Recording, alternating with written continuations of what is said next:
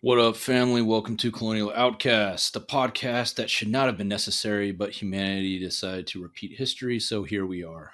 If you have seen or read any cautionary works of fiction that depict a reality which could easily be our own unless we change our trajectory, then hopefully you'll understand that all armed rebel groups in those movies are a blueprint for us as a response eventually. A lot of people have been telling me to go watch the series Andor, which is a Star Wars prequel series to Rogue One and sequel to Episode 3, taking place in what is referred to as the Imperial Era, and thus the rebellion era of the Star Wars canon timeline. It portrays a time when the Imperial Senate is becoming increasingly weak, and the Galactic Empire is turning totalitarian and fascist, contracting private corporations as its law enforcement arm. Might sound familiar. This, of course, gives rise to the rebellion. I'm honored to have a couple shining examples of this moral rebellion in the form of Mia, who has been a friend of Colonial Outcast for quite some time now, and she's also a SoCal neighbor to me. I try never to go to any event without her going as well. We're kind of like partners in crime when it comes to protest. And Ruth, who is a Detention Resistance Collective member, and she's been involved with that organization since 2019.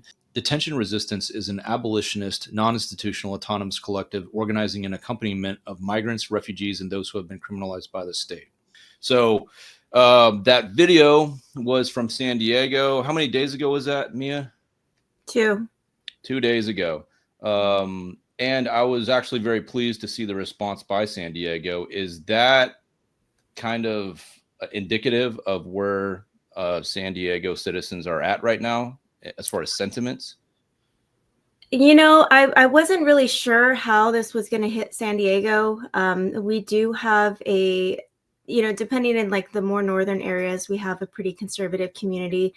This was kind of like in like the more southern kind of mid-city, close to downtown-ish. This was in South Park. So it was kind of like a bougie, more upscale neighborhood, and the neighbors were just not having it. And Buena Forchetta, the restaurant there, is one of the most loved restaurants that's in San Diego. Like, I've been there several times. It's just, one of like those places that, you go on a nice date to. It's very family friendly. It's in a very nice neighborhood. That's not an area that generally would have activity like that.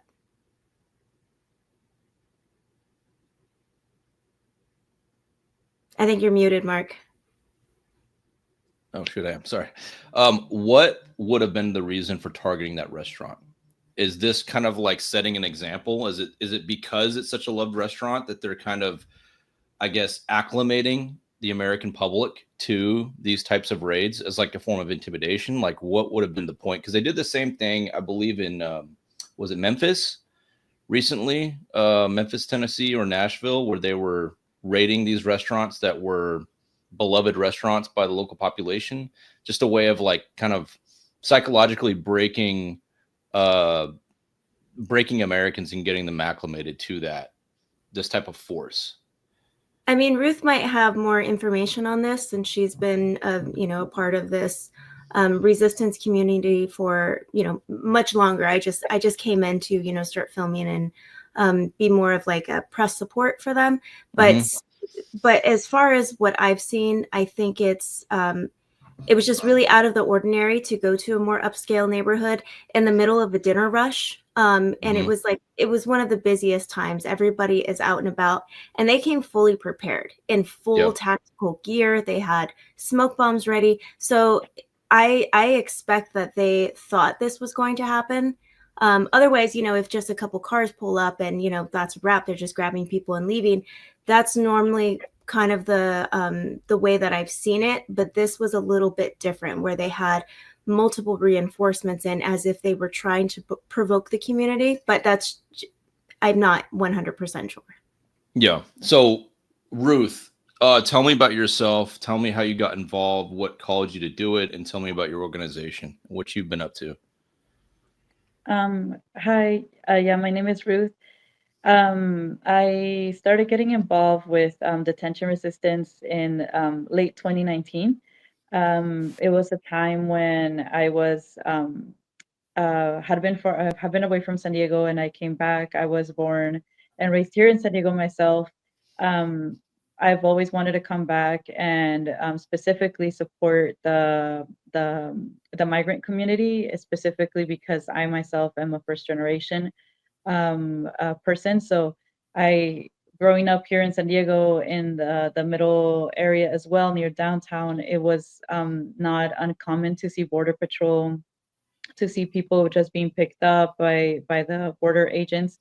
In my youth, that's at least from what I remember, going through high school, I remember seeing and hearing about friends who were undocumented, right, because they came here when they were young, being picked up, and we just never Mm. heard from them again. And so it was all of this.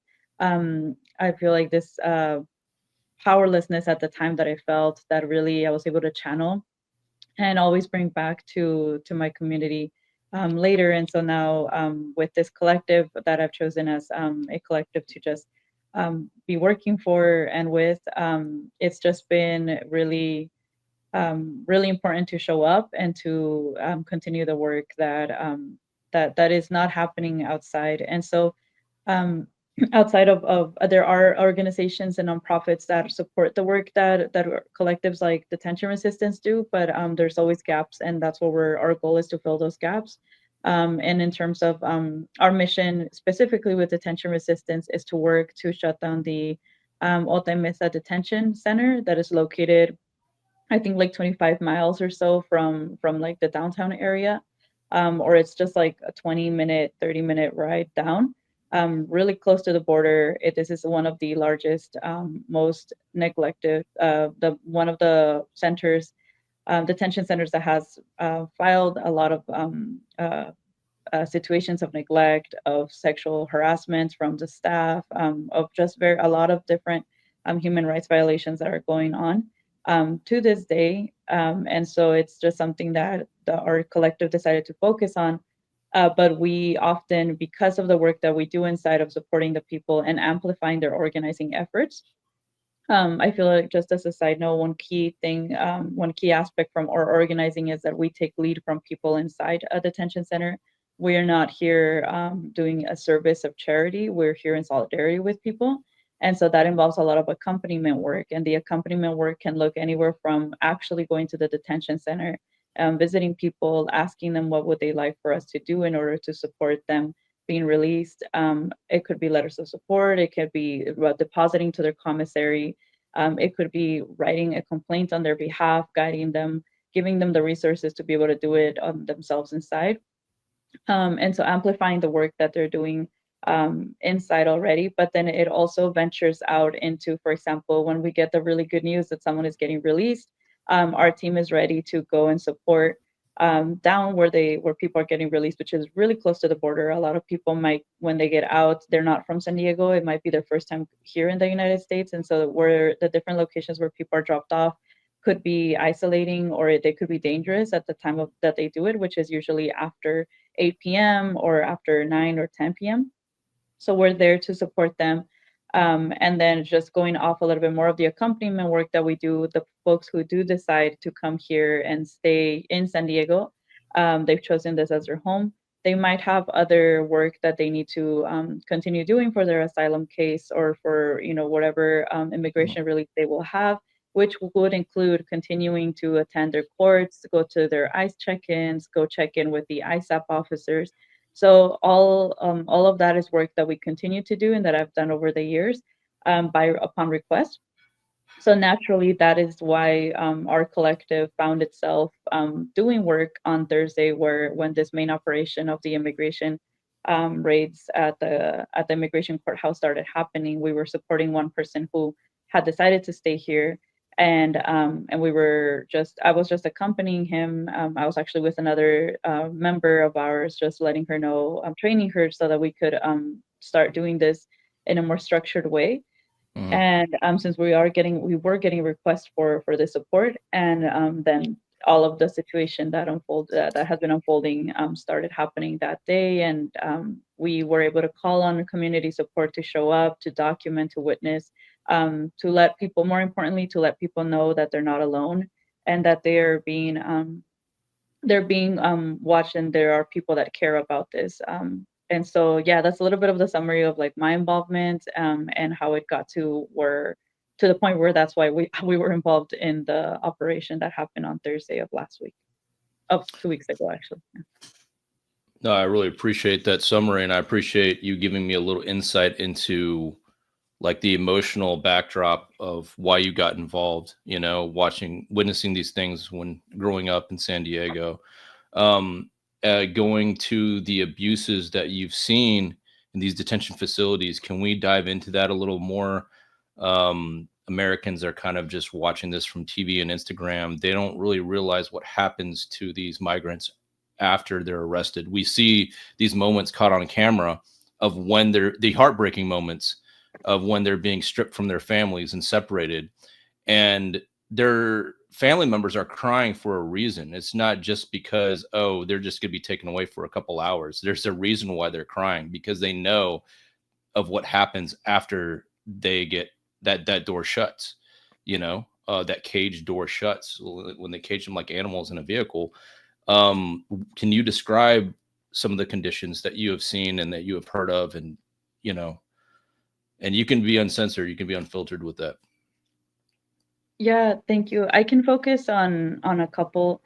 Like I mentioned, our work with detention resistance varies. So yes, we do have actually a team that we're trying to gather more, just more support, and we have organizers both inside and outside, right? People who are calling us for support. The type of abuses that we're hearing are right now have been for gross medical negligence that is happening. So this could vary between people letting us know, hey, like I have this situation, I'm literally puking, or not puking, sorry, vomiting blood, or I'm like, this is happening to my body, and I've already called for nurses and doctors to come do like a check on me, and it's taking forever because I'm just told, oh, just take an ibuprofen and that's all you need. And so it's really important to notice how people are asking for the support to this private company. Otay Mesa Detention Center is run by the CoreCivic company, which is making millions of dollars every single day throughout the nation, having folks detained in there. And so the fact that they can't even provide a basic wellness check to somebody as they requested, it's incredibly it's incredibly violating of like every of just it's an incredible violation to the medical aspect of it, because we have people, and I'm sorry, for security reasons and just for different reasons I can't share names That's for fine. now, Yeah, but no worries. so I'm going to be mentioning a lot of cases. We have had cases where we have followed people, they've been inside the detention center, finishing their asylum case, right? An asylum case can take anywhere from, years to 4 years. And so people are now being told, you're going to do this process inside in these detention centers that already have a history since their creation of having medical negligences, other type of abuses. And so just to speak of some, we have been tracking sometimes how one person goes in, we go visit them, and we see in real time the deterioration of their body and the deterioration of just their spirit, right, and being detained. The medical negligences that I want to focus on are, for example, somebody has like an issue with with the diet, right? Inside they are giving the same meal every single day. It could vary from something like a sandwich to like an applesauce to a juice. That's like a whole meal 3 times a day. And when you're talking about the people that are going inside, we're all different bodies, we're all different, we have different needs. Everyone is being given that same food. If you're like diabetic, maybe you will be given another diet. But even for folks who have been diabetic, who should have different diets, or different religions as well, right, that need different diets, it's such a bureaucratic mess to even get that going. And once you get that going, the food that you're given is very little. We have had folks who stay hungry after that, so then they have to depend on what is the commissary, right? The commissary is a store that it's run by a different, it's just a store that's run inside, where people can buy noodle soups, people can buy the maruchanes, they can buy other like cookies, Oreos, all of these things inside. And so some people just depend on that food. They depend on the maruchanes. They depend on anything that the store is selling so that they can supplement or just depend on that food instead of depending on the food that they're receiving from the facility. Many times from the facility food, we have heard that the food comes already spoiled. There are people that work in the kitchens because they are the ones, assigned to the kitchens that tell us like these frozen meals that come in sometimes already have their past their expiration date, and we're told like, well, you have to serve it. And so there's you can kind of see in the bigger picture, here, how that can deteriorate somebody's medical state. If somebody's already going in with a medical issue, the follow-up inside, it's as if you don't have anything, even if you have records. We have heard of people being told, for example, we had a case of somebody who has conditions, who had conditions outside of the detention center. For some reason, their mail, when their family members were trying to get them their medical exams and things, so that the staff inside could see it as proof that, hey, I do have a condition. And I need this specific treatment, and this is what a different doctor outside, this is the treatment I was following. They, for this person that we were working with, their mail was being blocked, so they couldn't receive mail inside. And so that, then, when they would go and talk to the same nurse or the same people would just say like, well, where's the evidence? And it's like, well, you're blocking my mail from coming in, and now I can't do this. And this is all delaying my treatment that I should already be on since yesterday, since I arrived. And so there's a lot of different diagnoses going on that are not being checked. That once people arrive, they just have like, they just take their vital signs, they do the minimum, and then they tell them, if you're not dying right now, if you're not bleeding right now, you're okay. You can go take an ibuprofen and go back to your pod, to your unit. And if anything happens, just let us know. And so that is so disheartening to know the not just the neglect, but just the like inhumanity of telling somebody, we don't believe what you're telling us. Go and until it worsens, maybe we'll pay attention to what's going on. And that is something that runs rampant upon throughout the whole detention center, not only here in San Diego, but detention centers all across the nation as well. And that reminded me from I wasn't there that day, from the federal courthouse when they detained that one gentleman, the wrong person, and he passed out. And I was reviewing the footage, and the ICE officer was like, it's not that big of a deal. It's not that big of a deal. As he was leaning down, kind of yelling at this guy who's passed out, trying to breathe. And they're holding him by his arms and letting his head dangle. Instead of we putting have him in a that proper video. position. Should we play that one? Yeah, if you want to play kind of like towards the middle of it, maybe Towards not the middle? the entire. Let me go towards the middle, then we'll play that real quick. Yeah. And then the other thing. Please take a breath. Hold a second. Take a breath. Can I see the warrant? Stop. Get up. Is that necessary? Really? Can I see the warrant, please? Where's the warrant? Officers, you can't make an arrest without showing the warrant. Take a breath, sir. Take a breath, man. It's not that serious. Relax. It is serious. It's just live. How are you going to say that? Not that serious. Not that serious. Officer, you're being insensitive. It is serious. Does he need medical help? What a bunch of pieces of shit, dude. She's inside.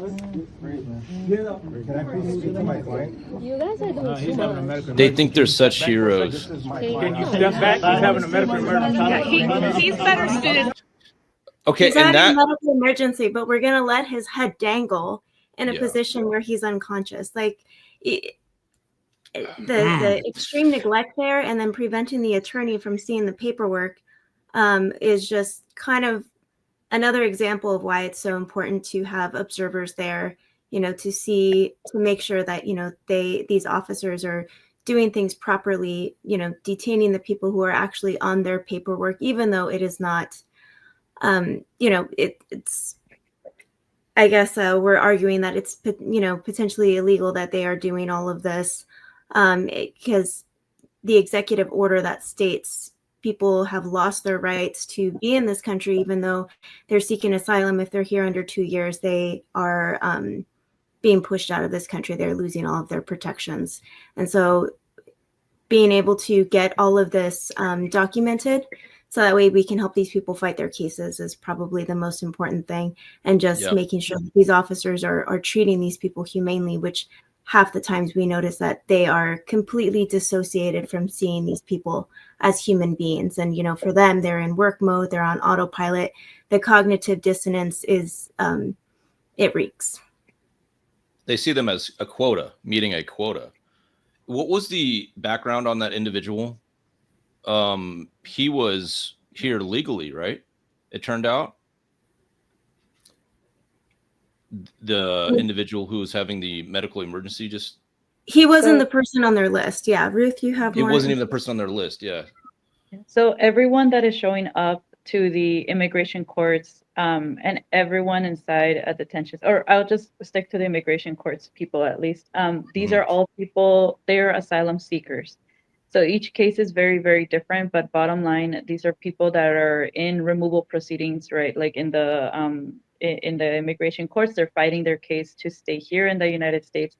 They are people who have been summoned by judges to appear in these courts, and they're doing what they need to do in order to get asylum granted, or there are different types of immigration reliefs that someone could, could ask for, but they do it. There's processes and there's like different avenues that people are taking. So people showing up to their court appointments, to their court hearings, are that while they don't have legal status, they are already in the system and going by the system's program, right? There's this thing that everyone says, like, why aren't they doing it legally, or why didn't they arrive the right way? These are people arriving the right way. These are people doing what they need to do. There are people who arrive with CBP1 who are here, right? This is the application where that it's gone now, but this is the application where if you were afraid of staying in your country, you could apply for it outside of the US, and you have to wait for an appointment. I mean, that application is problematic already for many reasons, but point is that people stayed waiting in Mexico for their appointment. Once their appointment, they got an appointment with the U.S. immigration, then they would show up to the border to their appointment time and date, and they would be paroled in. So these are people that are now coming, keeping up with their court hearings, having, like I mentioned, every case varies. Everybody has a different avenue, and especially those with attorneys, they have representation. They have somebody who speaks for them, right, at these court hearings. And so it's really disheartening now to see that these situations are happening. Specifically with this gentleman, we can't speak for the attorney or for his case, but what we do know and what was revealed, right, was that ICE has these lists, and I don't think it's just here in San Diego. I think it's been everywhere also where there has been immigration courts, where they already have people that they're targeting. They have their picture. And so they have a picture of the people. So you would think like they already know beforehand who they're going to be arresting. And in the case of this gentleman, I wonder what would have happened had he just, left with them. Maybe they would have found out later, but at the same time, who's to know where they're taking people, right? They're taking them to these detention centers, but also like, what is the process? That is what has been very unknown. And so for this gentleman, thankfully, what we did learn later was that because of his attorney's advocacy and really like the attorney questioning and asking why they were taking him, they were able to recheck their list. Paramedics showed up. He was able to be checked out in another floor of the building, and he was able to go home. But just showing the inhumanity and the unpreparedness of these agents, like, not that I want them to be prepared, but you're like, well, you are receiving a lot of money. ICE and this branch, the DHS, is getting a lot of money from the government. The least you guys can do is coordinate better. Like, I don't want them to coordinate better either. But for all intents and purposes, like, obviously, I'm like, what is going on? They're escalating. They're taunting volunteers. They're taunting the public. It's just very out of control and very sad to see that. More importantly, right, people are showing up to their court hearings to what they're being asked to do, and this is the response they're getting. They're being detained without being given an opportunity to even go to the bathroom, as was the case for a couple of people that I was accompanying for. They told me like, will I be able to go to the bathroom before I leave? And I didn't have even words. I'm like, I was maybe yes, but try to go before. And so as soon as people were exiting the courtrooms, they were just being questioned and asked asked for their papers and almost, well, I had a friend who almost didn't go to the bathroom until I had to step in and say, like, his court hearing hasn't even ended. He's literally sitting down waiting for his court hearing. And they just told me they would have to talk to him after. Unfortunately, my friend was detained.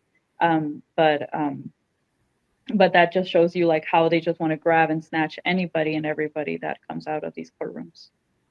And the glaring contradiction with this whole situation with ICE even being at a courtroom is the fact that this whole excuse and justification for this mass immigration deportation scheme with the American public is that this is for your safety. We're rounding up criminals, right?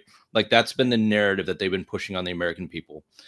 Okay, well, if they're violent criminals and they're really bad people, then they most likely would not be showing up to court at all, right? They would not even be going near a court.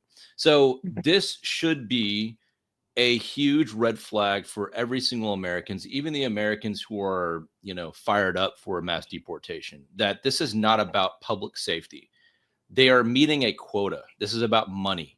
This is about the money that's going to be going to these detention contractors. As you've said, these detention centers get billions of dollars from the U.S. federal government. This has become a public business. It's not about public safety. And me and Mia were talking about what a sick game they're playing. They're doing this catch-22. People who want to go through the right channels, even though I don't give a shit about going through the right channels. I think that every human being on this territory is legal, in my opinion. There's nobody illegal. But nonetheless, okay, let's go down that road of them having to go through all the bullshit bureaucracy to get their legal status. Okay, so when they go through that those legal processes, ICE is using that as a trap. So it's the conundrum that we're in right now, and it should go to show that this is not about punishing people for not doing the right legal thing. This is about punishing people who are doing the legal thing. In fact, using legality as a trap. So using the fact that they're trying to do their due diligence and jump through all the billion loopholes and hurdles and circles that the bureaucracy is setting up for them to gain legal status. They're now setting it up as an ambush. So, well, and one thing that I've heard is that they're using documentation from the IRS, people who are here actually working and paying taxes. They're using that information to find out where people live to go and detain them. So these are tax-paying working people.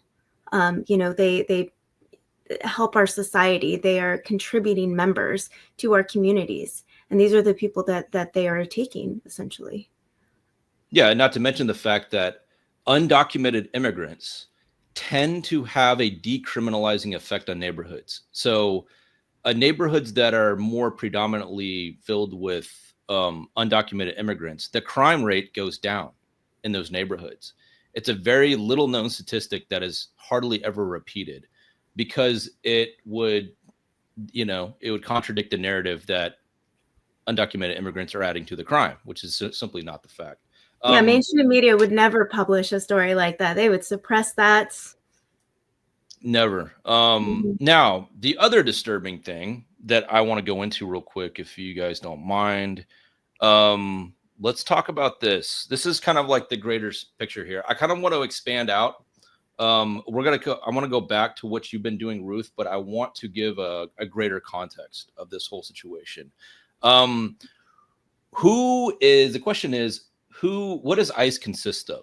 What is their manpower now made up of? We're starting to see the images come out, and we're starting to get a little hint about what's really happening. I just want to let you guys know that ICE agents are exactly what the fuck they are. See that shit right there? They're not using that for Norse paganism. That's for damn sure. So, one of the key recruitment pools for ICE are white supremacist groups, white nationalist groups, who have been fired up for decades for this day. They were born for this moment to start. They finally get that opportunity to load up, do their cosplaying with tactical gear, and live out all their fantasies against people of color. And so what is this? Will this have an effect on Americans at all? Will this possibly change public sentiment about what's really happening with ICE? What type of monster we are creating, right? Mia, when you encounter these, and you, Ruth, as well, the personality types of these ICE officers, what type of impression do you get right off the bat with what kind of people they are? Mine, I'll tell you, is they're fucking dorks, first and foremost. They're dork cowards who could never stand on their own 2 feet in a man-to-man fight. They have to have a full team around them, and they have to be in areas where they don't have to face the wrath of the public. Well, I want to preface, what I'm about to say with, white supremacy is not always white. And, we've seen these gang affiliations with these law enforcement groups not only being, white supremacy groups. We've seen that in court documents, it's shown that there has been Mexican gang members in police departments, one being the most popular, the Bandidos. And so when I was first at the federal building, I was like, wow, I have not seen any white agents here, where are they all at? But then I look at, the on the ground where they're going to people's homes, and I'm like, oh, they're out there. So I'm really surprised to see inside the courtrooms, there's a lot of Black and brown people inside that detention facility. And, there's a couple of them that are just very stern. There's that cognitive dissonance there where they separate the human emotion. They don't identify, they try not to empathize. And I think that's kind of like an autopilot thing that they have to do. They've trained themselves to mentally and emotionally disassociate themselves with what they're doing and the impacts of how it's going to be on that person's life. Because I've personally, when I've gotten to know the agents and stuff, I mean, not too much, but, I go there, because I don't want to lose my position of having a press pass within the federal building. I go, I say hello and all of that stuff. And sometimes I will ask them, there's this one gentleman, I said, is there anybody ever on those pieces of paper that you don't want to take, that you're like, fuck, this sucks? And he paused and he was like, no comment. So I think there is, they're still people when it comes down to it, but they have to force themselves. Well, maybe it's not as difficult for some of them as it is for others, but some of them, those people, I know for sure that they can see it, they can feel it, but they're trained. It is a professional thing for them to not have those emotions, to kind of withdraw that human sentiment from their activities. And then the other thing was I had asked one agent, I was like, so who creates that document, that administrative warrant that they receive in order to go to those court cases to detain those people?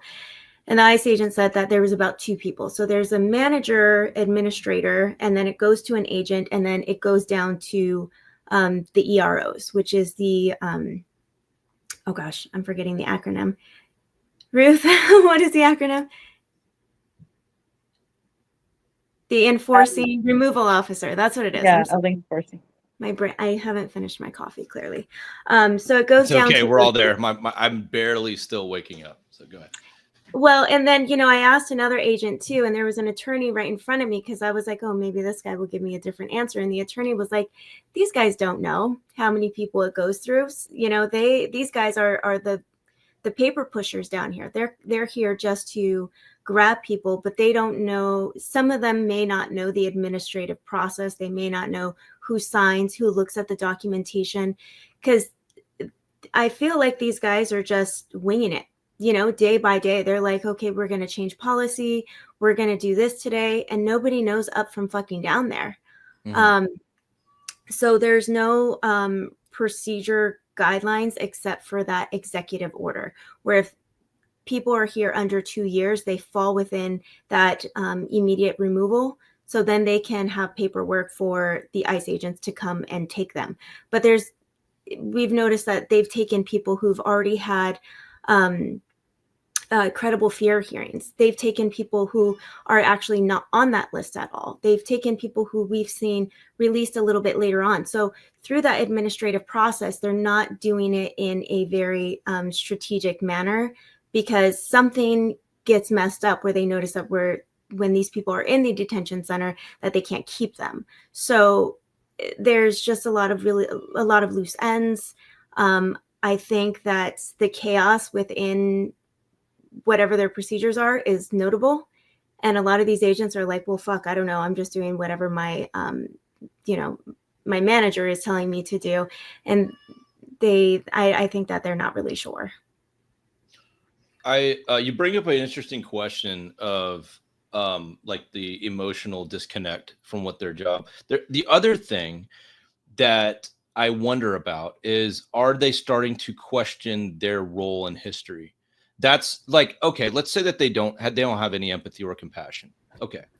Do they have any shame? Are they worried about how they're going to be perceived in the future as being an adversary to the Constitution?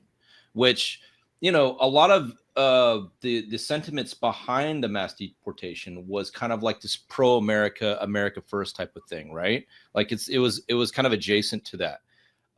Well, now they're seeing this the enforcement of ICE is now becoming an enemy to the Constitution, where it's obscuring the lines between due process, where even American citizens are being detained by ICE, and that leads the way down a slippery slope of direct tyranny. So that's one question I have in my mind is, do they ever perceive themselves as being anti-patriotic down the line, where they're going to be seen as the enemies of our republic, I guess, right? And I'm sure there's going to be some of them, because that's why we have organizations like Veterans for Peace, people who've actually went to Iraq and Afghanistan and speaking out like, I did not sign up for the military for this. This is not what I had originally intended to do. I think everybody, for the most part, steps into those positions because they believe that they're doing the right thing, that they think they are trying to be helpful in one way or another. And then when shit hits the fan and they see the reality of the situation, they're like, well, shit, this is not what I meant, when this is not what I signed up for. And things are changing rather rapidly with these executive orders and the expansion of these detention facilities, taking political prisoners, people who are speaking out against Palestine, that should have nothing to do with immigration proceedings whatsoever. Political opinions should not be related, and it has nothing to do with criminal history whatsoever. So yes, I think that is going to change the perception of a lot of people and whether they decide to speak out. We've seen many members of the State Department, such as Josh Paul, speaking out against the government and even stepping down. So I think there will be some people eventually, but it's a little bit early to tell. Ruth, how much support are you getting, not just from people who are of Hispanic, Latina background, but also just your Americans, your red-blooded Americans, your average Americans who aren't necessarily in any type of activism or humanitarianism, but they're just average Americans? What's the interaction you've had with those types of communities down in San Diego? I have to look back on an actual. Do you mean like support in general, like with our group, or do you mean recently with immigration courts, or just in general? Just in general, like you're doing some amazing, in my opinion, I would like to use the word patriotic work. In my opinion, I think you're a patriot. I think by you standing up for human beings on this territory and for their constitutional rights, you're a patriot. The question is, are other people seeing that? Are average Americans who aren't necessarily connected with monitoring these things or caring about these types of situations, are you having an effect on them? Are they kind of empathizing with what you're doing and supporting you. I mean, and this is just a broad general question. This is my way of kind of gauging and putting my finger on the pulse. For the most part, the people that do approach us and are more maybe they tend to be more left leaning. They already understand where our organizing comes from. I mean, we don't hide like what our organizing is up front. We're an abolitionist collective, meaning just by that word, I mean, everyone has their own different meaning to it, right? Or not different meaning, but it could vary. But even that word to some groups could be a little bit more or at least in a past, it could have been more like, oh, that's really radical. But for us, it just means like, no, we're just pushing for everybody. Where all our variations are connected. So in terms of the response from people, people already come curious, knowing what that is, and we've had really positive interactions with people who might not be fully in the know of our organizing, but then when they hear like the bottom line, we just want to make sure that people are accompanied, right? That's a big principle of our work. And most importantly, that we're not doing solidarity, we're not doing charity work, sorry, we're doing solidarity and taking it one more step in being there physically as much as possible with the people that we are shoulder to shoulder with, and in this grand scheme of liberation for our communities. So I do think we have received positive feedback from a lot of community members, like Mia was mentioning, right? The people in the immigration at the South Park immigration raid that happened. That is such. I was even shocked that happened Me there, too. because that is like. I mean, there's other places in San Diego where this could happen and no one would bat an eye. Like there's Logan, there's the South Bay communities where Border Patrol is there all the time. Maybe not actively doing things, but like having breaks, having lunches. They feel comfortable in those communities, right? So it's very telling that if they started asking people things and questions, it would go very unnoticed very quickly. So the fact that it happened in this like more, I want to say like white liberal more community is very telling.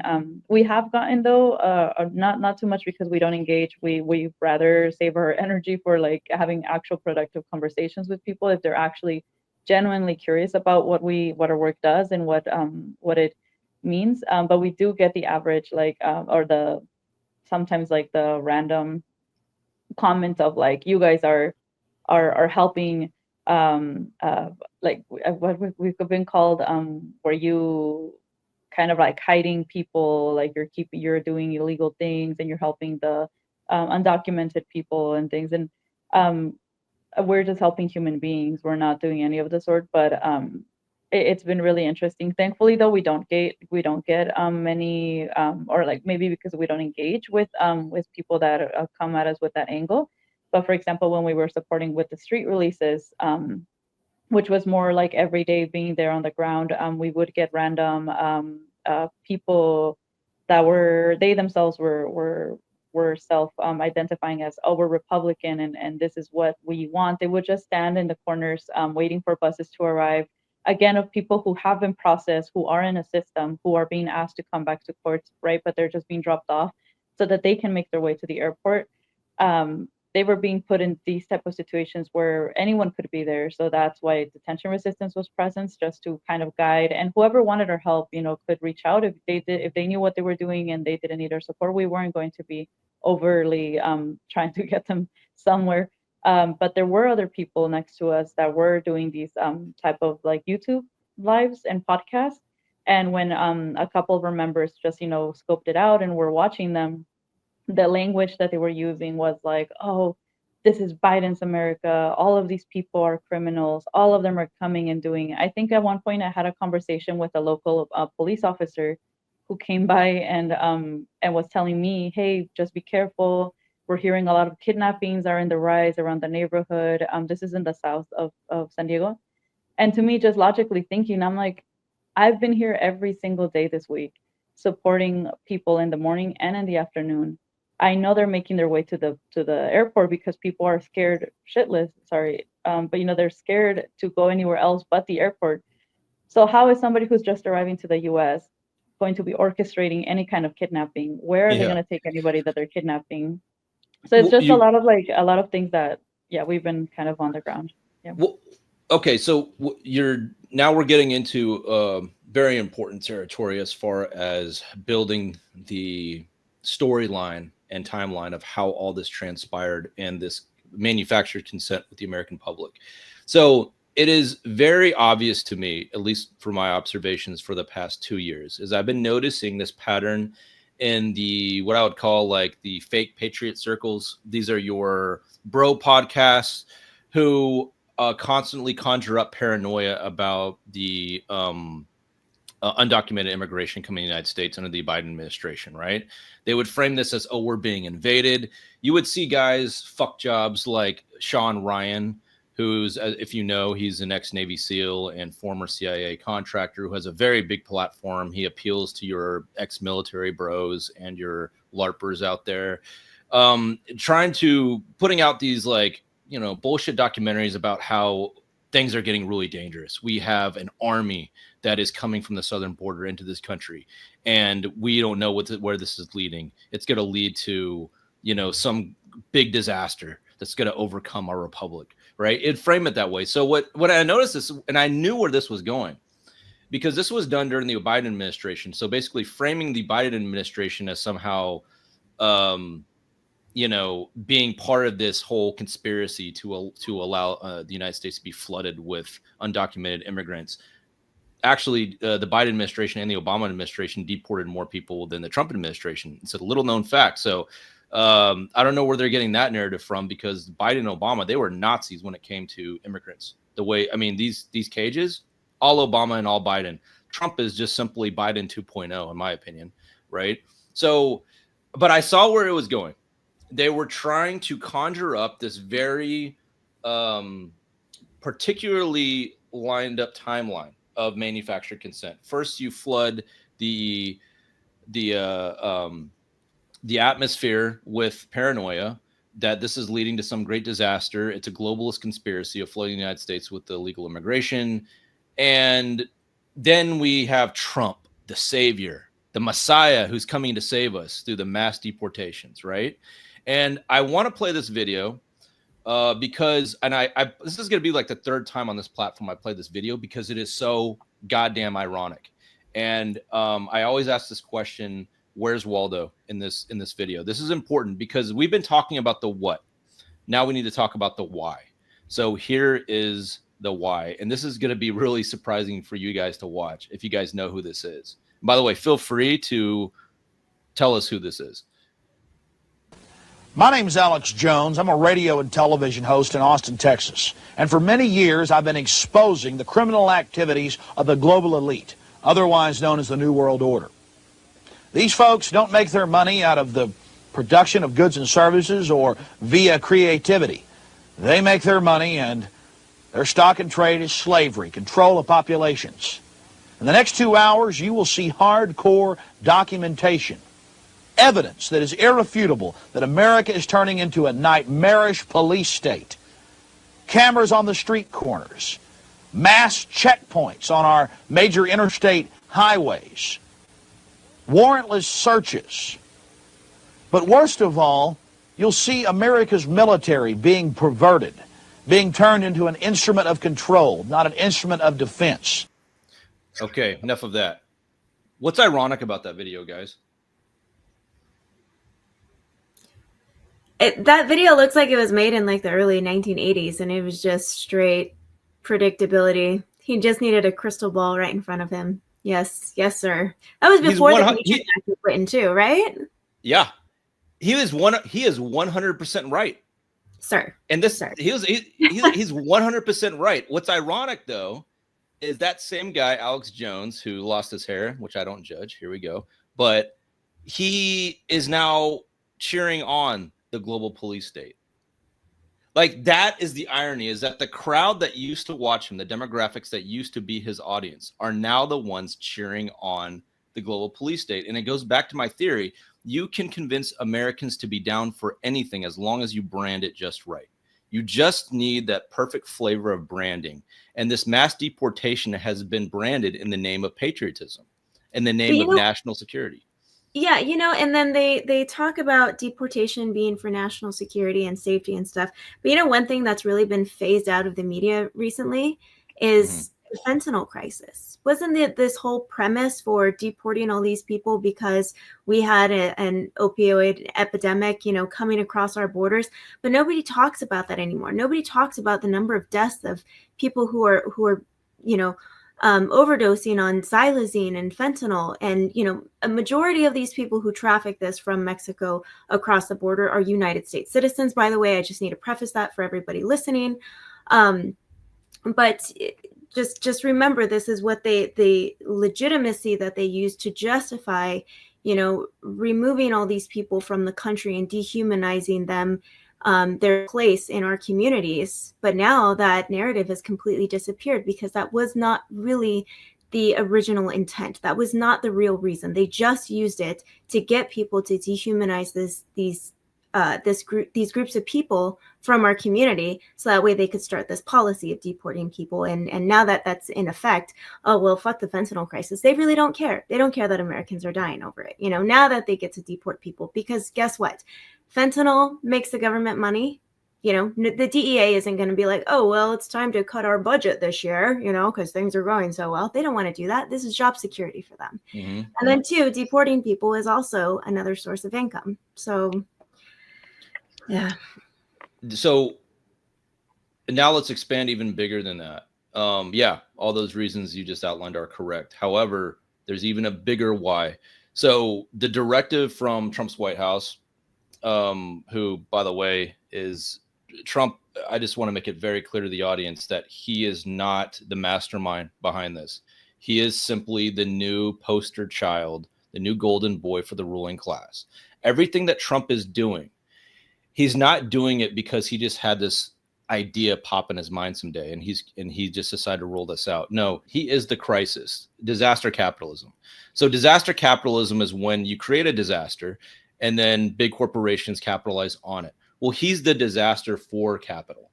He is simply the guy who's rolling out a greater plan for the ruling class. He's ordering 3,000 arrests per day. And the question is why? Why? Like, obviously, this administration doesn't care about America's safety. It's a bigger moneymaker than we realize. So if you guys know about 287G, that's what the Trump administration is now expanding. 287G refers to a section of the Immigration and Nationality Act, INA, specifically Section 287G, which allows the U.S. federal government to deputize local and law enforcement officers to perform immigration enforcement duties. It authorizes agreements called MOAs, or memoranda of agreements, between U.S. Immigration and Customs Enforcement and state and local enforcement agencies to identify undocumented immigrants, interrogate and detain individuals for immigration violations, initiate deportation proceedings, often from within jails. And as of May 30th, 2025, 635 active agreements exist across 40 states, including jail, task, and warrant service models, with 82 pending applications. So the DHS Secretary Noam has lobbied to deputize IRS criminal investigators, integrating them into immigration enforcement roles. So that's what's being expanded right now. So this is essentially, I guess, outsourcing federal law enforcement to all localities, basically creating a direct line of authority from the federal government to every inch of the United States territory. Essentially, this is that part of Star Wars where the Empire is now solidifying its control over the whole galaxy, and anybody who resists is immediately is now vulnerable legally, for arrest. So, but here's the why. Here's the real why. ICE is seeking up to $45 billion over 2 years to expand capacity, potentially opening new detention centers in 10 states and increasing capability to 100,000 beds, which I think that's a huge underestimate. I think it's a lot more. So Operation Safeguard, which was activated in January 2025, mobilized ICE law enforcement and potentially National Guard units for urban raids, arresting thousands in sanctuary cities. And of course, as you guys have been seeing, ICE has been authorized to carry out enforcement in so-called sensitive locations like schools, hospitals, courts, and religious institutions. So I don't know if you guys remember, but back during the Obama administration, there's a huge paranoia about FEMA. There was in the conspiracy world, there was what was called like this idea that FEMA was going to be building these prison camps all across the United States. You remember that? And everybody was scared. Oh my gosh, there's gonna be a natural disaster, and they're gonna start rounding people up in concentration camps, essentially. The photos of like these huge like warehouses and these bunkers, people were like camping out over them, just waiting to see people going in and out of like these storage facilities. They're like, look, that's it's it right there. Right. Now the question is, they weren't wrong. It's just that I don't think those people realize that this is going to be the new excuse for that. We are heading towards a state where we're going to be building concentration centers, which these detention centers, let's be honest, they're concentration camps. Like Ruth said, the way that they're treated, dehumanized, the way that they're given like one meal, a very standard, slap box meal. This is what concentration camps look like. They're not gonna be named, they're not gonna be called death camps or concentration camps. They're gonna be called detention centers. They're gonna be given a very obscure generic name to pacify us Americans and think that it's just part of the show or part of every business as usual. But these are concentration camps. And why Americans should be concerned about that is because even if you don't care about undocumented immigrants or human beings in general, well, this is leading towards a completely fascist, authoritarian police state.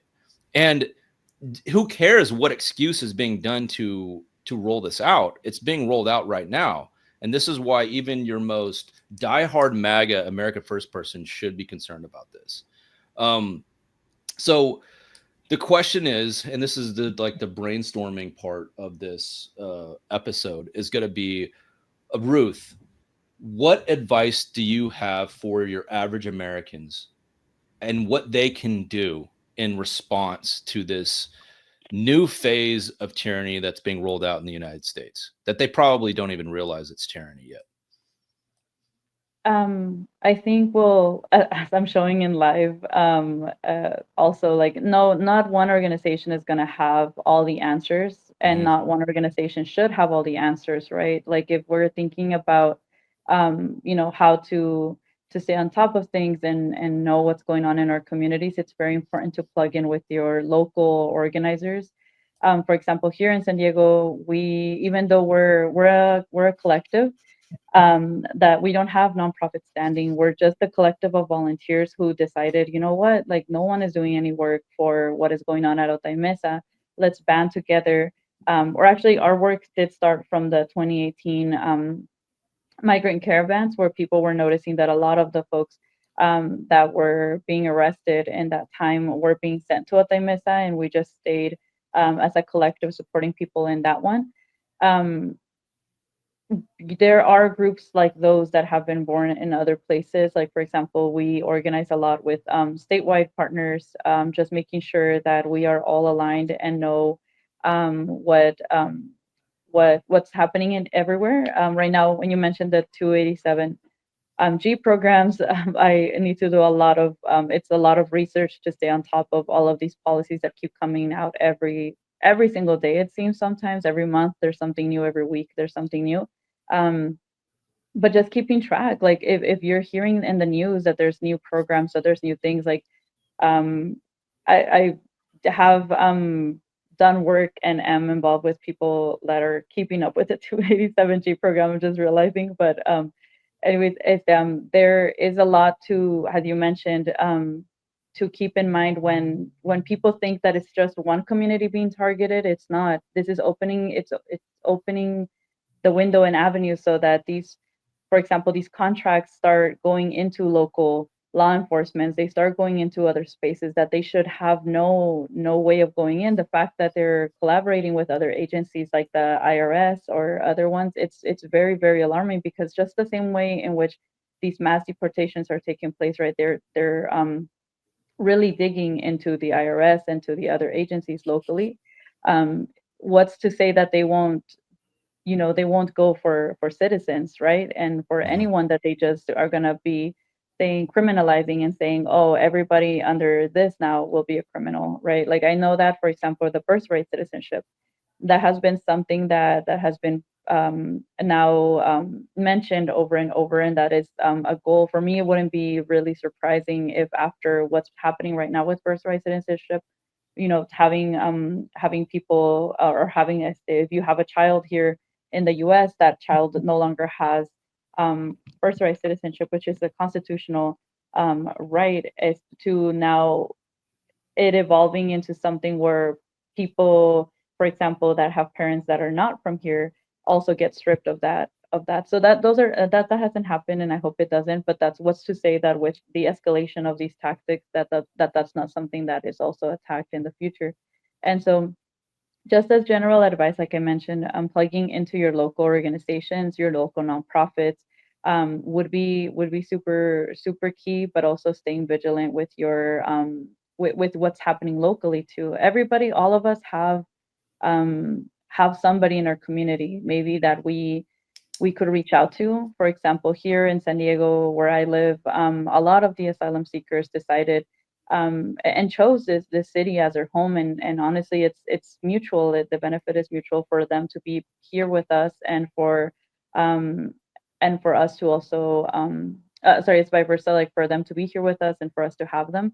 And so sometimes when just casually we're talking, when I'm going to the grocery store, just being able to say hi and making these connections, these relationships that later I can talk to them and ask, hey, do you have the resources you need? Or they tell me, like, I've been looking for an attorney for forever, but the legal fees are incredibly high. Like, what can you as the one person do? You can do so much. You can help fundraise for somebody's legal fees. You can help even join mutual aid groups. I know here in San Diego there's the We All We Got group that when detention resistance gets requests of people staying here in San Diego, we immediately try and get them on one of the We All We Got weekly food distributions. These are distributions that happen. They just collect groceries, and I think once or twice of a Saturday in the month, they go out and have volunteers just drop off groceries at people's different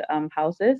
That way, it makes sure that our communities are being fed, that if they are scared of going outside of their house, they have somebody to go and drop off food to them. And so that's just a small example of the ways that you can plug in, even if you have like less than an hour. Everyone's also working and can't be doing a lot of the organizing work outside of a daily job. But even if you only have an hour, you could potentially plug into an organizing or a nonprofit community and be able to support in some small way, sharing. More than anything, I think right now they're counting with people being scared to share things, to post, to amplify organizing. So even if you can, amplifying the work that is already existing, taking lead from people who've done this work for forever. Even with us, with detention resistance, there's different aspects of the work that we do that we take leadership from existing organizations that might have all of that knowledge that we're just getting right now, and just taking it day by day as well. But yeah. Is there a link for all these local orgs that we could post where, depending on where you live, where the audience members may be living, they can just click on the link and find their own locality and get involved? I think, a good start for me would be there's a national, I can look it up right now. There's a national immigration directory that I can see if I can find to share later. But yeah, we can post that in the description later. I just want to give people who are watching this the resources they need to get involved and help you out. And we'll start with San Diego. I'll post the link for your organization so that anybody who might be listening to this in Southern California could immediately get involved, because this is a group citizen effort. We all have to be involved in some type of capacity. And Mia, I want to ask you, based on just all the data that you've collected and all the videos you've seen and the people you've been involved with, I'm sure you've seen what are the most effective methods of combating this. And could you, I guess, give the audience somewhat of a toolkit on what are some things that people can do in their local community right now to start mitigating the dangers of ICE raiding their community? Like, I've seen videos of people being like a neighborhood watch program where they have their communication set up where if they see somebody they think is ICE, they're reporting it to people in their neighborhood. You've probably seen more data than I have. Could you give some pointers of what people can do? Yeah, I mean, there's various apps that are available for, Border Patrol and ICE raids that will notify people directly to their phones. Right now, the recommendation when people come into the United States seeking asylum, there was an app that they were using to notify them of their appointments. They're now recommending that everybody delete that as soon as you get into the United States because they're using that information to find people. But anybody can really get involved with these organizations. There would be a vetting process. So if it is a little bit slow, I would recommend not to get disheartened for anybody who's new. You have to get to know people. People have to get to know you. But there's something for everybody to do. We have remote teams who work specifically just with media, who write letters, who post things for us. So if you're a stay-at-home mom and you're not able to go to a courthouse or show up at a raid, that's okay. I mean, there's still plenty of things for everybody to do. Making phone calls on our behalfs, contacting attorneys, looking at flight schedules, because we do monitor, when ICE is, deporting people, going to different countries and whatnot. We keep all of that information stored in a database for us. The things that you can do, I mean, Instagram has honestly been like one of the most helpful as far as like having like posters and stuff like that available for different communities. And you can reach out to one of those people. If you need to reach out to an immigration attorney and just ask what coalition they work with, that would be another good thing that you could do. So that way, it's a trusted organization and not just anybody in there. The other thing is this new executive order says that they can detain people under 2 years. Again, with this new executive order, if it is private property, they are still not allowed to come into your private property without a judicial warrant. So those administrative warrants that they have only apply to public spaces, such as the federal courthouse, such as streets. So if somebody is coming to your house, still do not open your doors, your windows. Ask to see a judicial warrant signed by a judge. It has to say court on it. If it says Department of Homeland Security, absolutely not. Sorry, I'm going to speak to my attorney. I will talk to you at another time. Thank you for stopping by. And then contact somebody as soon as you can. U.S. citizens, I would really advise to really step up to, for your community like they did at Buena Forchetta at the restaurant there. So, and it is nerve-wracking. I will say that, everybody, I've been threatened to be detained several times at the courthouse already because I was filming and I had to stand 10 toes down and just be like, you know what, I'm not here to get in the way of your arrest. I'm here to document, and that's more important to get that out to the public, having people know their rights, having people see what's actually going on, holding these agents accountable. So if you do anything else as little as filming and posting it, that is also very important. So, and I think that these recommendations are going to change as this time goes on, because things are changing pretty rapidly too. Great advice. I'll add my 2 cents in here real quick. Like I always keep saying, one of the first and most important steps of revolution is getting to know your neighbors. So this is a local community neighborhood, starting with your neighborhood. I'm not even talking about your community as a whole, your city. I'm talking about literally the houses and apartments next to yours. Get to know your neighbors, exchange phone numbers, start a text group. And when you create a neural network within neighborhoods, you can inform each other better of what's going on as it's happening. This is a cat and mouse game. The federal government is constantly going to be, evolving their tactics based on ours, but we also have to stay ahead of the game. And there are more of us than them. There are tens of millions of us compared to them. They are expanding their manpower, but we're just bigger than them. So if we just start connecting with each other, and so the onus is on us documented citizens, us homegrown citizens who are not in any type of legal vulnerability.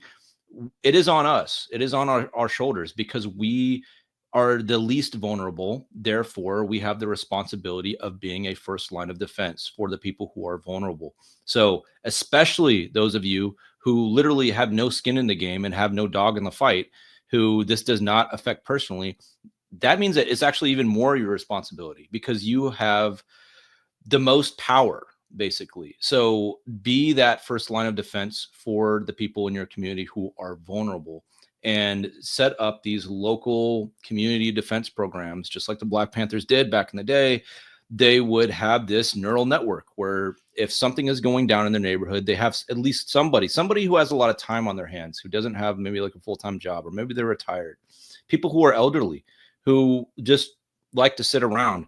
Even they can play a role by being an observer in their own neighborhood and just watching and getting ready. And if they see something, have the people who will be most probably affected by that, notifying them as soon as possible and getting those safeguards in place when that happens. So this is going to be an immediately reaction, a quick reaction force, essentially. And we have to constantly being evolving our tactics, because they will be doing the same in response to ours. It's a cat and mouse game, like I always say. Now, one thing that I forgot to touch on that's very important that we need to talk about is this. We have another element being added to this fascist shit show. I'm going to play this video real quick. Catch that? That was a private security contractor from G4S, a hugely profitable business. They were acquired by a U.S. firm, Allied Universal, for $5.3 billion in 2021. G4S is surrounded by controversy, which includes staffing private prisons in Israel. They had hired the Orlando nightclub shooter. They routinely hire cops and prison guards who get fired from their jobs for being too brutal. I want to highlight this incident that the ACLU sued for. In 2017, a group of 9 women being transported in California, they were shackled in a van for 24 hours, hands and feet bound, described as suffocating heat. They were struggling to breathe and feared they would die. They were stuck in that van, shackled 24 hours for a trip between Richmond and Bakersfield, California, which is only 300 miles or 5 hours. Yet these women were shackled in there for 24 hours in a hot van in Southern California in July. And now they're at it again, and they're part of this whole machinery of illegal kidnapping and human trafficking. So they're a publicly traded company, and all of their information is public. Let's brainstorm in the comments how we can best put pressure on this company, because the shareholders and owners are directly profiting off of this human suffering. Wait for it. G4S is something that should be on everybody's lips right now. They are a foreign hostile force on our territory. And I need to be very clear about that. So they were actually originally a British multinational private security firm. And like he said, they actually provided security resources for Israeli prisons. Okay, so this is not a grassroots American firm. This is a foreign multinational company. And what Americans need to understand, that this whole rollout of anti-immigration enforcement, it is foreign. It has no patriotic roots. It does not care about Americans. It is for profit. It is for multinational profiteering. The people who own stocks in these companies, they're from all over the world. They are billionaires from all over the world who are profiting off of people who are benefiting the United States economy, terrorizing them on a day-to-day basis. They're profiting from that. So, and it's interesting is that this whole thing has been framed under a patriotic, branding, this whole thing. And that's the irony behind all that. And just give you more details about G4S. They provide guard, surveillance, detention, and security logistics in over 90 countries. 90 other countries they do this on. So if you think, again, this is not American, it's American in nature, the horror of it. But I just want to create context for those of you who think that this is all about public safety. It employs hundreds of thousands of personnel globally. It was acquired by Allied Universal, which is which is a U.S.-based security firm, and it's publicly traded. So it was acquired for $5 billion. So they ran youth detention centers in the UK and the US where abuse, neglect, and deaths were reported. And in Palestine, G4S faced global protests for supplying surveillance and prison services to Israeli-run detention centers that hold Palestinian political prisoners. They have detention centers in Australia, South Africa, and the UK. And they have contracts with ICE, the Home Office in the UK, and Australian immigration authorities. So this is the new private police force. And the reason why I'm emphasizing this is because this opens the door for what we should be considering resistance in this country. This is a foreign invasion. You know, immigrants who come here to work hard and support their families and contribute to the what little robustness we did have in the American economy. They're the opposite of a threat. They are a benefit to us. They make our community safer. They also introduce an entrepreneurial mindset that we have lost since we have been, brainwashed and seduced by this corporate mindset, which has made our economy weaker. So G4S needs to be on our lips going forward, and we need to start really putting them under the microscope as much as possible, and then moving to some more controversial measures that we should be taking at some point. I'm going to play another video. I believe, I don't know if you took this video, Mita. Well, really quick. Yeah, go for it. Really quick before we move on to the next one, maybe we need to start making a list of all the contracts that ICE has with private security firms, because that's not the one that we've actually been seeing at the federal courthouse. Yes, actually, awesome. I don't think I sent this to you, but this is the private security firm that's actually that works at the federal courthouse. They've had contracts. It's called Spectrum Security Services. And so based on the FOIA request that I saw from the ICE websites, this is public knowledge. It's posted on the government website. They've had contracts since 2011, and they were pretty handsy. Those ladies, there's a lot of women that work in that service as well. And so I don't know if they actually work in the Otay Mesa detention facilities, but some of those private prison systems, I'm sure, have private security firms in there. Maybe the ones that you're also discussing. But the other thing is, it's really important that, groups like what Ruth is working with to kind of keep checks and balances on those detention centers. I think it was a few years ago they found out that women were getting hysterectomies unknowingly at an ICE detention facility in Georgia. And so that was a huge controversy that happened. And I'm sure that I don't know the name of the private security agency that was running that detention facility, but I'm sure that there was some in there. So definitely a list of names of who is working under the umbrella of ICE, under the umbrella of the Department of Homeland Security. So the three agencies that we saw, or the three sets of security officers, we had the Department of Homeland Security, the DHS officers there, that essentially left us alone. They were there for the first week. Following the next week, that's when that private security agency, the green suits that I just showed you, they stepped in. And then we also have the ICE agents that were either in plain clothes or they were in their ERO officer jackets. But those were the three that we saw down here. Gotcha. We should make a list on that in the description as well, just because keeping an eye out for these, keeping tabs on these private security contractors is just as important as keeping tabs on ICE, because this is all part of their response to the fact that the federal government does not have enough manpower resources to enforce all this. So the new model is they're going to be crowdsourcing that. They're going to be taking the worst pieces of shit in our country. The people that we disdain on a daily basis, they're going to be now sourcing those people for these types of enforcement actions.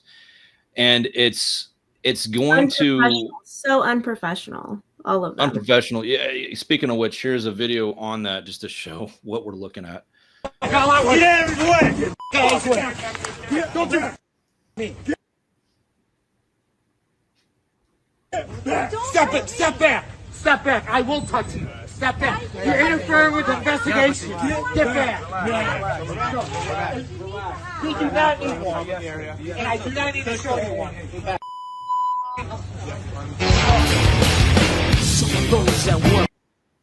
What a little fucking man child. You just hear the way that guy talks, like his balls haven't even dropped and never got out of puberty. Like, this is the kind of pieces of shit we're talking about. The way that they talk, you can just hear in their voice.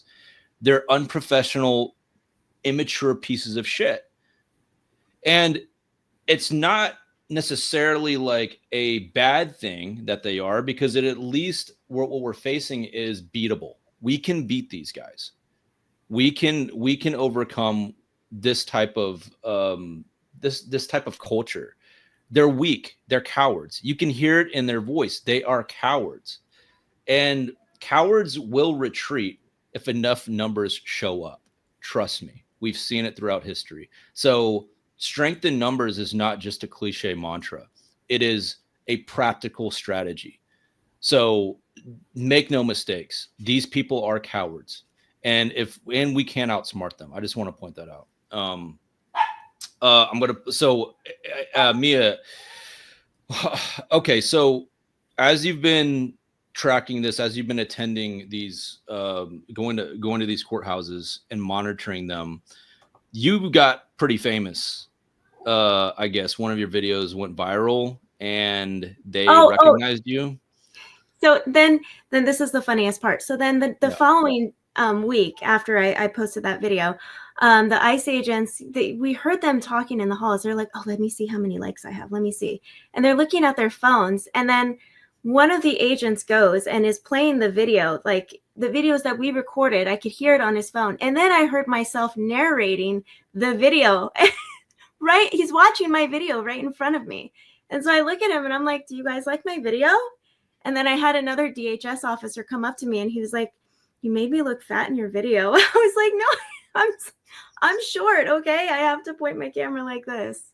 So some of them, had like an okay attitude about it. Some of them, I mean, they were literally just trolling us. Some of the ladies there were kind of repeating some of the stuff that I said, this private security firm that was there, like with massive attitude. And, I understand, you're coming to the defense of your colleagues and whatnot, but, it seemed like a lot of these people took it very personally when, I'm not there because I have a personal dislike or hate against any of these agents. I'm there because I have a love for those people in those courtrooms, and I believe in their right to due process. Yeah. And I have no doubt that you being there really sets so much doubt in their minds about whether or not they're on the right side of history. And I hope they have fucking nightmares about that every fucking night. I hope they have nightmares. I hope they see your face in that courtroom as they have these nightmares.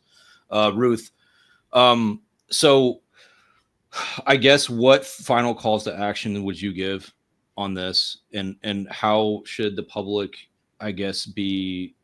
What should we be anticipating coming up down the pipeline as far as this getting worse? Because Mia posed an interesting question when we had a conversation on the phone a few days ago, where she said, is this going to be indefinite? Is this how things are going to go, like at these courthouses? And it's a great question, because it's obviously not sustainable on a moral level. But I guess one of my worst case scenarios is, and this is what I'm going to anticipate, is that this is a soft opening. I think it's going to get much worse. I think that they're doing, like you said, Mia, this is very disorganized. They're really doing this haphazardly, very unprofessionally. What that kind of indicates to me is that this is kind of like the ruling class is testing the waters. They're rolling this out to kind of gauge what the public reaction is going to be so that they can adapt to it. Because we know that they do that. We know that they do soft openings for horrific policies, just to see how we're going to react to it and see how much they can get away with. And then they go back to the drawing board in their little think tanks and they figure out another way to go about it, to make it more digestible for the public. So I have a feeling that this is just kind of a soft opening for a bigger industry that's about to take place. That's far, that is that's going to have billions behind it. It's going to become a publicly traded business. And by the way, your average American, you're not going to see that money. You're not going to see those profits. So, so sorry for that long, diatribe, but like, Ruth, how should, particularly in your city in San Diego, how should we, what type of preparations should they be making, and what should they expect to roll out? Worst case scenarios. Well, at least here in San Diego, and I do think organizations nationwide are also have the same questions, right? Is this going to be the new normal? What is happening? There's been states, I believe I heard in Arizona, it was this ICE being and waiting for people outside their courtrooms was just a 2-day situation, and I don't think, or I think it's been resuming every now and then. So there's no telling, honestly, and which is a scary part, because it's like you mentioned, it is scary to think that this could be just the beginning, kind of like a trial, and then to see what they're going to do and how it's going to be implemented for it to be a norm, which hopefully that is not what happens, and hopefully enough community has showed opposition that it's not worth it for them. But who knows? Unfortunately, right now, because of, we're already seeing, it's been like a week and a couple days of this happening. We already know, just on our end, that so many people have missed their court hearings. So now the judges have put orders of removal to people who should have attended their court hearings but didn't do so because they were too scared, or because of ICE being outside, that they are not going. We saw that immediately happen, because as I can remember 2 weeks ago, or when this started, people were still showing up. There were 11 people waiting outside the courtrooms. We didn't have enough volunteers to kind of talk to them before they enter their courtrooms and before the potential arrest. So in this late last week, we've been seeing a decrease in just the people that are showing up. We're able to talk to everybody. I think on Friday, I stayed behind, and there were only 3 people who showed up to their court hearing. 2 with representation, 1 with not representation. So we stayed for the person without representation just to make sure she was okay. And 1 person got detained. They had their attorney. So, but you could tell it's so it's something that we're learning and seeing what is going to happen. But already from seeing that there's not people showing up at their court hearings.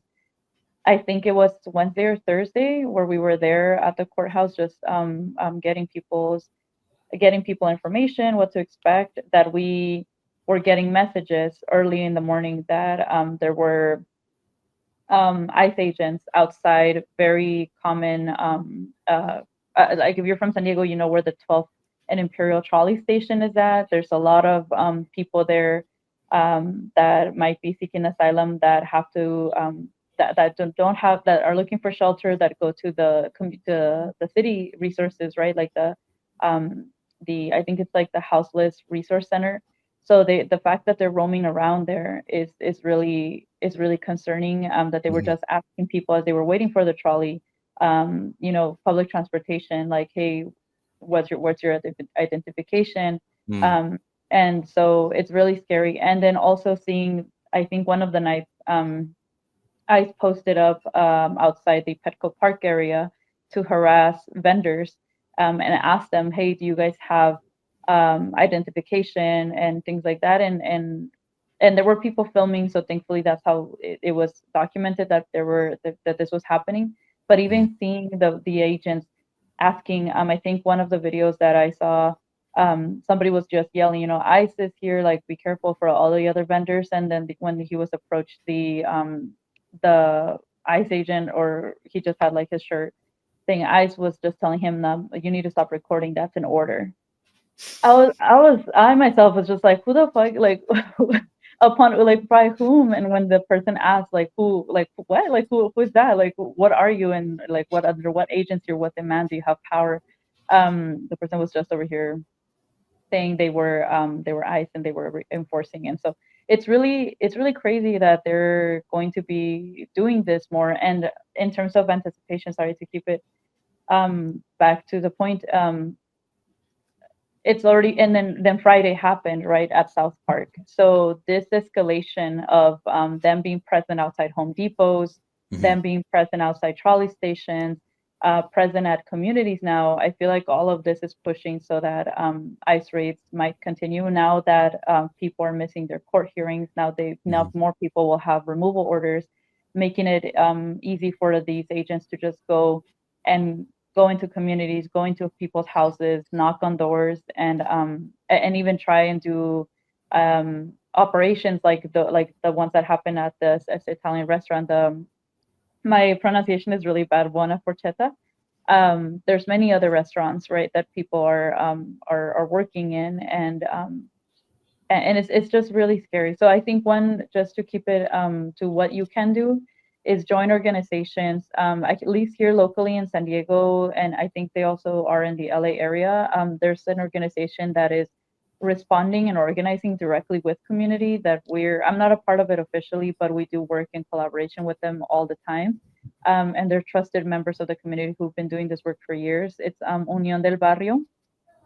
They have like their organizing chapter here in San Diego, who have been supporting and doing patrols. You can find them on Instagram. Their handle is Unión del Barrio, I believe, or UDB, but they have resources and trainings that they can do to people. For example, one example, right? If there wasn't already one for the South Park community, if folks in the South Park community want to know or request trainings, you can get a group of, like it was mentioned, right? Like get a group of know your neighbors, have a plan of action for the people that aren't able to maybe right now make those plans, right? Maybe our undocumented community members or our friends who are asylum seekers or whatever, right? They don't have legal status. Like we do need citizens to be showing up and being that effort, that first line of defense, so that you do have, for example, one of the things Unión del Barrio does is do patrullajes, which are kind of patrols around neighborhoods. Yes. Just to see if they see an ICE agent, if they see the cars that these agents patrol in, to be able to alert community as soon as possible and be part of a network that does that already. If you see ICE, has that been very effective in your opinion? In my opinion, we have been alerted. So it all ends up like, I know there's a lot of signals or like chats of people reporting sightings. What has been more effective has been when we are part of groups that not only report ICE sightings, but are down to say, hey, I'm getting this message, I'm getting this video of potential ICE around this area. Can someone go and check it out and report back? And that has to be a very coordinated and very made up of trusty community members or people that we're able to support, that we're able to like engage with. So that has been really helpful, knowing who you're talking to. Unfortunately, right, like it could be that we are trying to organize and then we get information leaked or something. I won't go too much into details of that, but what has helped has been that knowing who you're organizing with. For example, I met Mia in this whole being at the court. And so we're forming, relationships as we're going. It's going to take all of us to do this work, but plugging into Unión del Barrio, if you're here from SoCal even, there's other great organizations that are, if they're not able to be on the ground because of their staff capacity, they are making resources available to people. So for example, I know the Immigrant Defenders Law Center just has like a website full of resources for people to have themselves in their asylum process, and also right now how to know your rights. There's the ACLU, of course, have always been very active in the resources that they're providing. There's a National Immigration and National Immigration Project, right? These different organizations that I can make sure to send over to have for later, but these places are good starting points to also start understanding. And some of these organizations take sometimes this is what I rely on when they have like new policies that are coming out or new executive orders. They really go ahead and simplify and take out all the jargon and just get to the point of what it means and how will it impact communities. And that's all sometimes that I'm able to have capacity to know and see where we're going to be needed. But yeah, plugging into these organizations would be key. And here in San Diego, with detention resistance, we will be updating. We also use Instagram mainly to just give updates of how it's going. Right now, we're seeing just for this week that we're preparing ourselves. There is the possibility that this ICE presence at the courthouse could end. They could leave, but at the same time, unless we get from partner organizations, unless we get that update, we will continue to show up. We are hoping that more bilingual folks show up with us. We have had a lot of Spanish speakers for a majority of the people showing up to the court hearings, but we also have people who are from Turkey, Russian, Farsi, that we have not been able to. Thankfully we had volunteers on the spot who were able to call or just communicate, but there are a lot of people who it's better to have somebody in the same language approach and accompany all the way. So we are looking for that type of support at the court, but for now we're thinking that these ICE raids that just began this late last week, that's going to be kind of something more present. There was also, just as a note, and I think we had in the news like a couple of weeks ago, that because of the drop in encounters at the border, at least here in San Diego, that there's like the border where people show up and present themselves to Border Patrol seeking asylum. Since there's been a drop in presence, now they have all of this military, they have all of these Border Patrol agents who have nothing to do.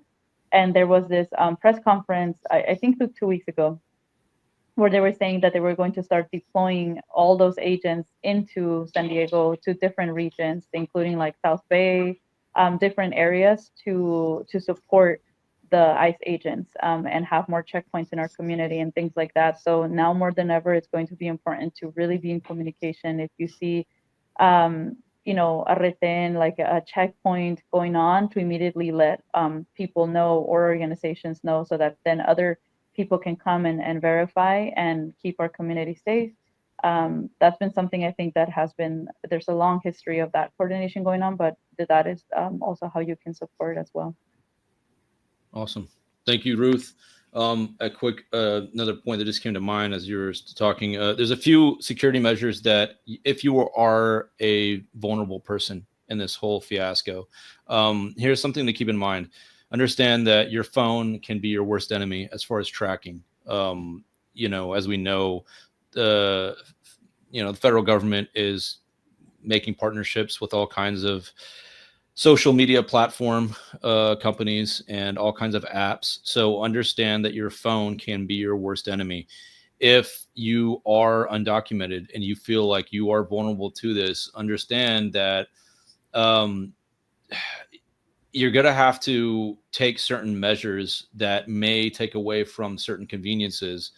Having a Faraday bag for your phone is basically the only way you can stop them from tracking you, which, if you don't know what a Faraday bag is, it's a little baggie that has a metal mesh in it where you stick your smartphone in, and it completely cuts off all transmission so that they can't track you. They don't know where you are.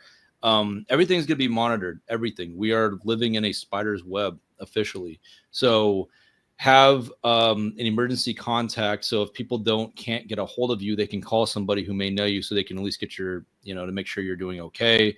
Have locations that you can go to that are not associated with you in any type of official level, where it's not something that they could look, if they try to figure out where you are, they won't be able to find that location, or it won't be listed anywhere that you might be. Just be unpredictable, because they go off of algorithms, they go off of patterns. So break that pattern. Do not get stuck in any type of pattern that they can predict. Protect yourself, especially if you're vulnerable. And for those of you who are not vulnerable, who are very secure, help them in that in any way possible. We are going to be seeing the rise of new underground railroads forming, which we need to start pushing for. We need to start forming underground railroads for people who are vulnerable, just like the French Resistance did, just like they did in the days, in the days of antebellum slavery. Start forming underground railroads, and that's going to require a whole system of logistics. Having food, having resources, having safe houses. We have to start thinking this way. It may sound extreme, but we are there. We can't wait for it to fully be here. We have to do it now as they're rolling out their plans. I just want to say that. Mia, did you have anything you wanted to say before I play these last two videos? Public outreach, letting your governor, your local officials, your police chiefs, letting everybody know how you're feeling from the top down. Go after legislation. But anything that anybody does and everybody's sentiments is 100% valid in this. Sowing seeds of doubt in the minds of these agents is very crucial because they are psychologically weak. They are very weak. They have very weak integrity. So we can erode at that and put seeds of doubt in their mind to question what side of history they are on.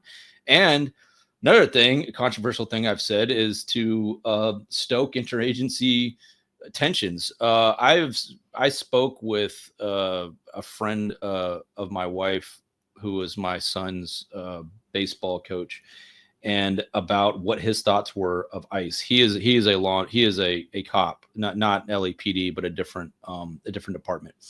And he said that local police really don't like ICE because they're essentially like cosplaying as cops, and they come in as like some type of superior to local law enforcement. And it's really causing a lot of friction with local law enforcement and federal agents. So there's something there that could possibly be a weak point. Don't know how, but it's something that we could potentially stoke on to sow seeds of doubt in the minds of local law enforcement. Like, hey, do you really want to be bossed around by a fucking federal agent who's simply cosplaying and LARPing? I don't know. There's all types of approaches we could make towards this. But the key point is that this whole rebellion against what the ruling class is doing as far as weaponizing ICE against the population is, we cannot do it without empathy deeply ingrained within us. As you can see, people like Ruth, who are on the front lines doing this, people like Mia, the driving force is empathy. The driving force is the humanity of it. And we always have to keep that front and center in our approach to everything. And we have to encourage Americans who are apathetic to this. We have to encourage them to start being more empathetic and start seeing themselves in these awesome human beings who are being rounded up like cattle. So I'll leave it off on that. And I want to play a few videos before we log off here. And before I say my goodbyes to these badasses in front of you, just to show you guys what, like, question, what are we doing? Like, what's the point of this? Like, how does this help our public safety by turning into Nazi Germany? Let's check this out. This is in Florida. This is in Florida, Tallahassee. It's construction. Give me your hand.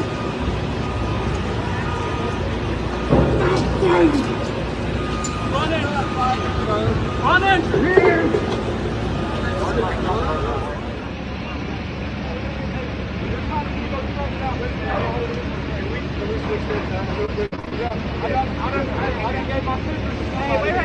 Voglio verga comunque che voglio ice. Diego ice. Voglio verga.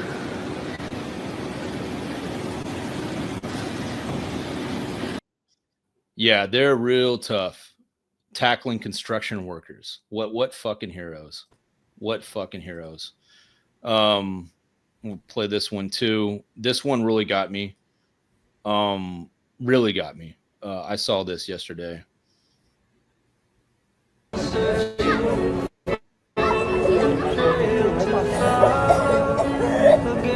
¿Su esposa?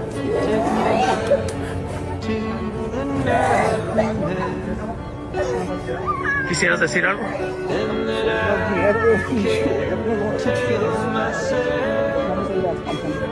Están mis hijas esperándolos en la casa.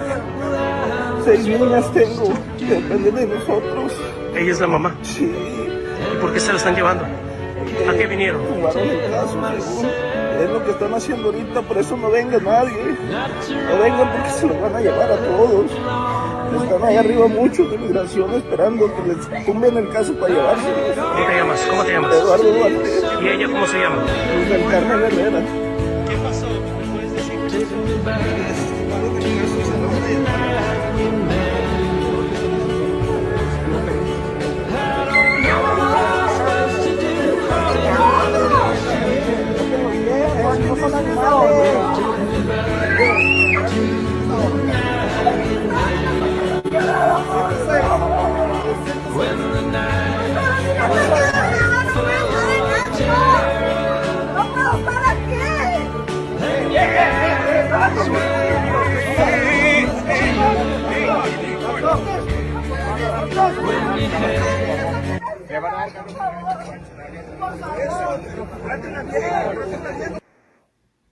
So my question to your apathetic American, and if you guys could clip that and just send it to somebody who doesn't give a shit, ask yourself this: what would you do if somebody grabbed your wife with a mask on and threw her into the back of a cattle car, not knowing where she's going to go, not knowing what treatment she's going to get, not knowing who the hell is going to be her prison guard, just because of a fucking paper?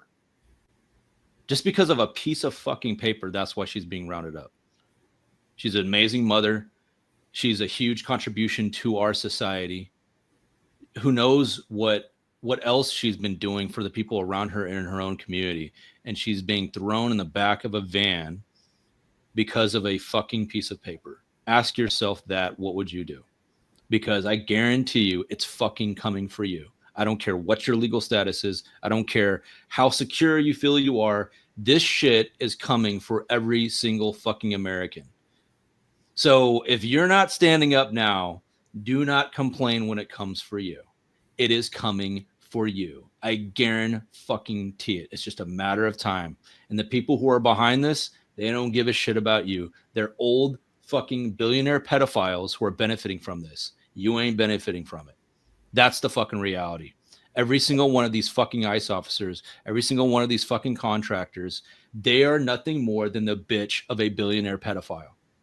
That is the narrative that's the only narrative you need to fucking know. Like, let's cutting through all the bullshit, all the complexities, whatever. That's the core reality, is that all of this law enforcement are simply the bitches of pedophile billionaires. It is really that fucking simple.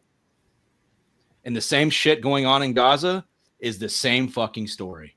What's happening to the Palestinians is because billionaire pedophiles want that fucking land. It is that fucking simple. Stop complicating it. And those same fucking pedophile billionaires are coming for fucking you and your freedoms and your livelihood and your families. So you better fucking get used to these images, because it's coming for you. And don't expect sympathy when it happens to you. So I'm going to leave it off on that. Mia, you are a badass and you are a hero to me. Colonial Outcast is very lucky to have you in our arsenal. And I'm very lucky that you were only 2 hours away from me. And every time I go to the we've been to what, two events together. I always try to roll with you whenever I do these events, so you can protect me from the Zionist females. And I protect you from the Zionist douchebags. So, works well. Divide and conquer. Absolutely, Ruth, you're a hero. I absolutely admire what you're doing.